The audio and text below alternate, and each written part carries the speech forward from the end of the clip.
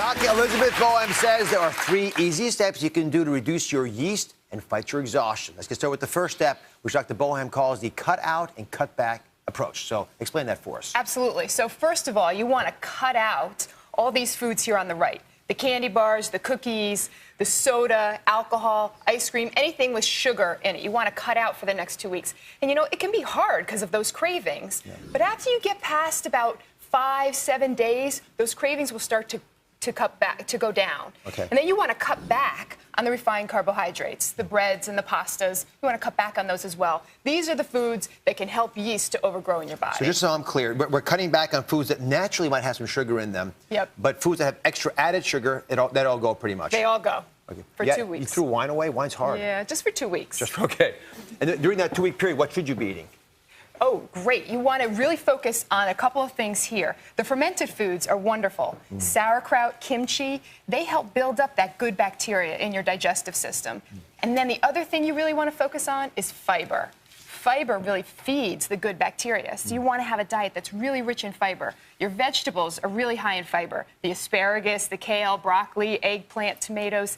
And then your nuts and seeds are very high in fiber as well. And your whole grains like quinoa, wild rice, and brown rice, also very high in fiber to feed the good bacteria. All right, so we fight the battle with our food, and we also say we have to take a probiotic supplement, the second step, to get rid of that yeast overgrowth. Yeah. And explain why probiotics are so critical. Why can't we just get them in the form of yogurt?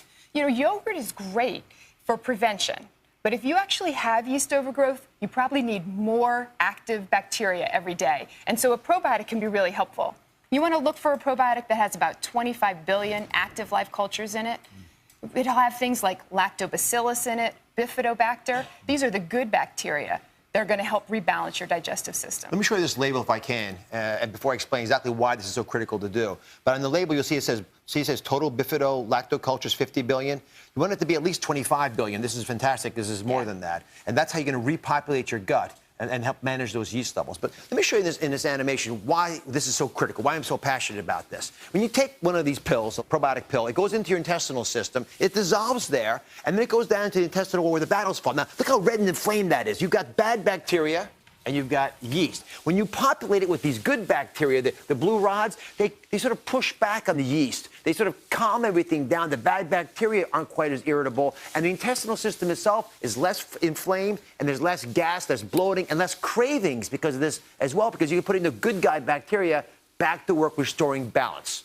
So, Dr. Bohem, if you've got your probiotic, you've got in your diet, walk me through your last little magical solution here, which is how to use herbs more intelligently. Absolutely. So garlic is wonderful. Garlic is a natural antifungal, and if you eat 2 cloves of raw garlic a day, chop it up really fine, add it to olive oil, you can put it on your vegetables, that can really help keep yeast at bay. Keep people away from you as well. Yeah, they probably will. Keep people and yeast at bay. All right.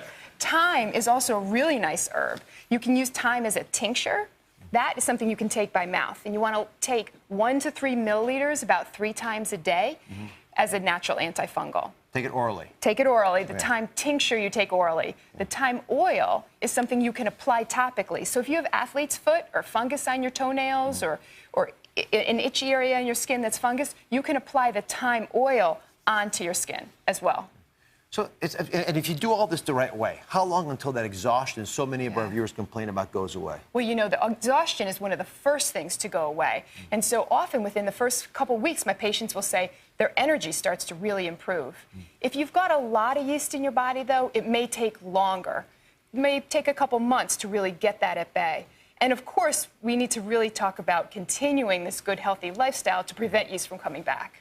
Folks, is this resonating? I mean, how many people are out there saying, I don't have the energy I want to have, I have cravings for things I shouldn't want in my body, I have any of those lists of things, the itches and the like, you know, that we have in that symptom checker, and all we're asking you to do is a few simple changes to your diet, include some probiotics, check out the thyme and some garlic. I mean, this is not rocket science.